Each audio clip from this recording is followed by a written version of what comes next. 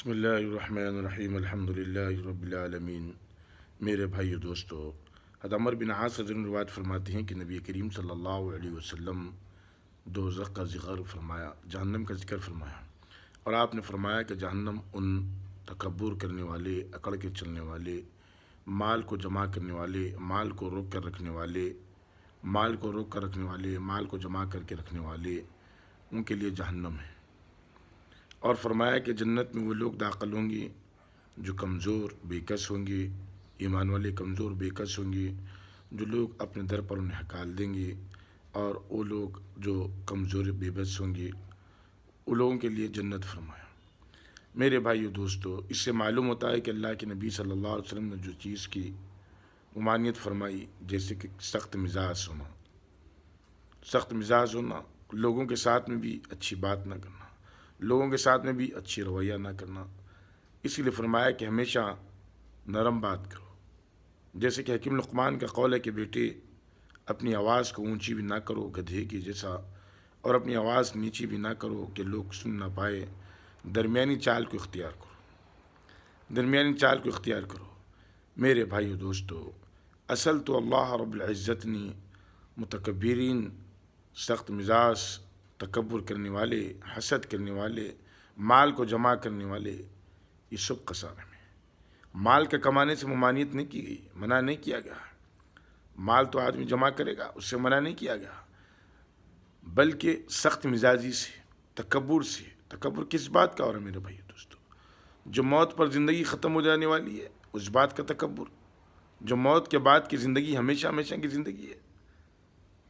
آدمی کو تھوڑا اللہ نے مال دیا دنیا کے اندر وسعت دی، جیسے اللہ کے نبی صلی اللہ علیہ وسلم نے ارشاد فرمایا، دنیا میں آدمی کے 3 ساتھی ہیں، ایک مال ہے، رشتہ دار ہے، تیسرا اعمال ہے۔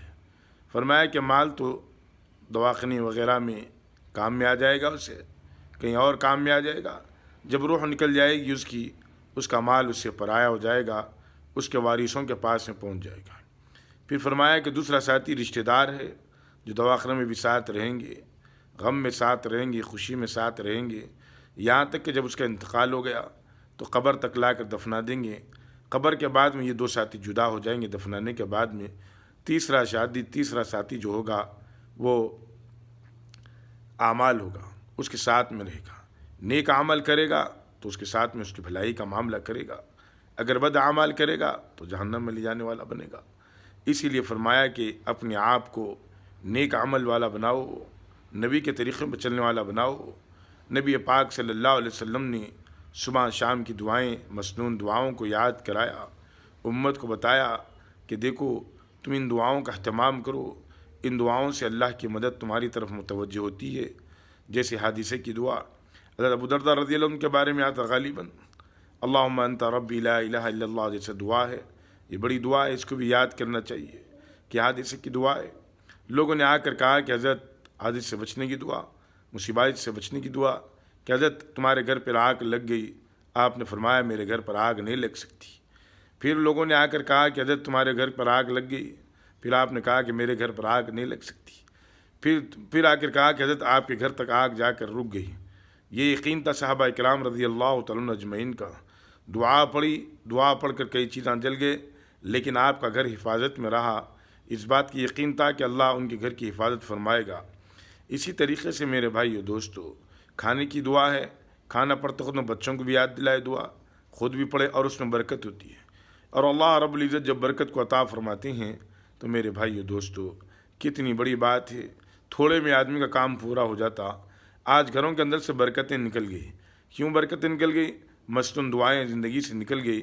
ہم تو میلاد بناتے ہیں، ہر سال 12 فات یاد رہتی، ہر ساتھ ربیع الاول یاد رہتی، لیکن ہم یہ بھول جاتے ہیں جو ربیع الاول کو جناب رسول اللہ صلی اللہ علیہ وسلم کی پیدائش ہے، دنیا میں آئے تھے، دنیا میں کس لیے آئے تھے، اور انسانوں کو، پوری کائنات کو کس پر عمل کرا کر چلے گئے، کیا چیز بتا کر چلے گئے، کن عملوں کے سہارے چھوڑ کر چلے گئے۔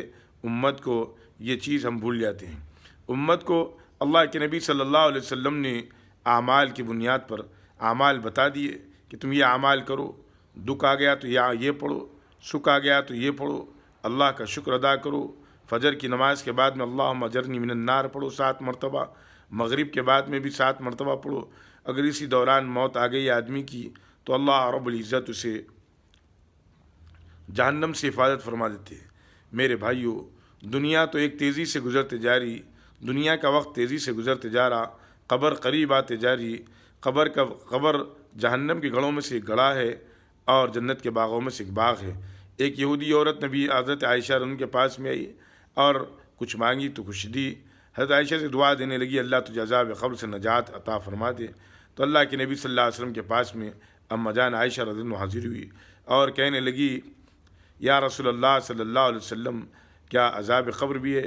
اللہ کے نبی صلی اللہ علیہ وسلم نے فرمایا، اے عائشہ، عذاب قبر برحق ہے، عذاب قبر برحق ہے۔ فرماتی کہ عذاب قبر، جب اللہ کے نبی صلی اللہ علیہ وسلم ہر نماز میں عذاب قبر سے نجات مانگتے تھے۔ اللہ کے نبی صلی اللہ علیہ وسلم بخشائے ہوئے تھے، نبی تھے، معصوم تھے، لیکن اللہ کے نبی صلی اللہ علیہ وسلم عذاب قبر سے نجات مانگتے تھے۔ لیکن میرے بھائیو دوستو، نہ ہم معصوم ہیں، نہ ہم بخشائے ہیں، لیکن ہم غفلتوں میں دنیا کے پڑے ہوئے ہیں۔ جس سہارے سے نبی پاک صلی اللہ علیہ وسلم اس امت کو چھوڑا، پریشانی میں بھی کوئی پریشانی کی بات نہیں ہے، آدمی صبر کرے، صبر کے ساتھ میں اللہ کی مدد ہوتی ہے۔ جیسے فرمایا، ان اللہ مع الصابرین، صبر کرو، صبر کے ساتھ میں اللہ کی مدد ہوتی۔ جیسے قرآن میں بھی فرمایا، یا ایھا الذین آمنوا استعینوا بالصبر والصلاۃ، اے لوگو، نماز اور صبر کے ذریعے سے اللہ کی مدد چاہو، اللہ مدد فرما دیتے ہیں۔ میرے بھائیو دوستو، ہمیشہ آدمی اللہ سے مدد چاہتے رہنا چاہیے۔ نماز کے ذریعے سے اللہ کے نبی صلی اللہ علیہ وسلم نے تمام چیزوں کو سکھا کر، امت کو بتا کر، عملاً کر دکھا کر اس دنیا سے رخصت ہو گئے۔ اس دنیا سے رخصت ہو گئے۔ ہمیں چاہیے کہ ایک ایک عمل کو جناب رسول اللہ صلی اللہ علیہ وسلم سے اگر سچی محبت کرتے، 2 محبتیں، ایک زبان سے محبت ہے، وہ زبانی محبت ہوتی ہے، اور ایک دل سے محبت ہے۔ دل سے محبت جو آدمی کسی سے کرتا ہے تو اس کے نقش قدم پر چلتا ہے۔ اگر ہم ثبوت ہے کہ جیسا کہ صحابہ اکرام رضی اللہ تعالیٰ عنہ اللہ کے نبی صلی اللہ علیہ وسلم سے دل سے محبت فرمائی تھی، اسی لیے اللہ رب العزت نے ان سے رضا کا پروانہ عطا فرما دیا کہ میں ان سے راضی ہو گیا، وہ مجھ سے راضی ہو گئے۔ اسی طریقے سے میرے بھائیو، حضرت عثمان غنی رضی اللہ عنہ کو کون آدمی نہیں پہچانتا؟ خلیفہ چارم تھے۔ اللہ کے نبی صلی اللہ علیہ وسلم کی 2 بیٹیوں سے نکاح ہوا تھا۔ جب آپ کے سامنے عذاب قبر کا ذکر ہوتا، اتنا روتے کہ آپ کی داڑھی بھیگ جاتی، تر ہو جاتی۔ کسی نے پوچھا کہ آپ امیر المومنین، آپ جنت اور جہنم کے تذکرے سے اتنا نہیں روتے جتنا قبر کے سامنے آ جانے سے روتے ہیں؟ حضرت عثمان غنی رضی اللہ عنہ نے فرمایا کہ قبر آخرت کی منزلوں میں سب سے پہلے منزل ہے، جو اس میں کامیاب ہو گیا وہ اور زندگیوں میں کامیاب ہو گیا اور منزلوں میں کامیاب ہو گیا۔ اسی لیے فرمایا، اپنی زندگی کو قبر کو یاد کرتے ہوئے، موت کو یاد کرتے ہوئے کہ زندگی گزارو، حلال کماؤ، حرام سے بچو، اپنی اولاد کو بچاؤ، اولاد کے لیے خوب دعائیں کرو، اپنے لیے خوب دعائیں کرو۔ والدین اگر دنیا سے چلے گئے، ان کی مغفرت کی دعا کرو، ان کے درجات بلند ہونے کی دعا کرو۔ میرے بھائیو دوستو، اگر والدین دنیا کے اندر ہے تو ان کی خدمت کرو، ان کی خدمت فرمایا، لکھا کہ علماء فرماتے ان کی خدمت یہ ہے، اپنا جان بھی ان کے ساتھ، مال بھی ان کے ساتھ میں لگے، جان سے بھی خدمت ہو، اپنے مال سے بھی خدمت ہو، کیونکہ ماں باپ کے سر کا دنیا کے اندر کوئی نہیں ہے جس کے ماں باپ باحیات ہے۔ دنیا کے اندر سب سے بڑی دولت اس کی دنیا میں وہی دولت ہے، سب سے بڑا دولت مند وہی ہے جس کے ماں باپ دنیا کے اندر باحیات ہے۔ اسی لیے میرے عزیز و دوستو، اللہ ہمیشہ والدین کی صحت و عافیت کے لیے دعا کرنا، اگر دنیا میں ہے اور آخرت میں پہنچ چکے ہیں ان کی مغفرت کی دعا کرنا، ان کے اور تمام امت مسلمہ کے لیے بھی مغفرت کی دعا کرنا، مرحومین کے لیے، اور اپن بھی قبر کو یاد کرنا، موت کو یاد کرنا۔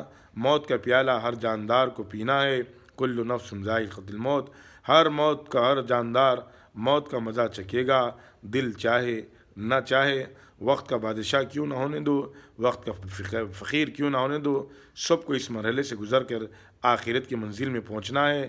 اللہ کے سامنے سب کو حاضر ہونا ہے، حاضر ہونے کے آخرت کے میدان میں سب کو کھڑنا، اور اللہ رب العزت کے روبرو حساب اور کتاب ہوگا۔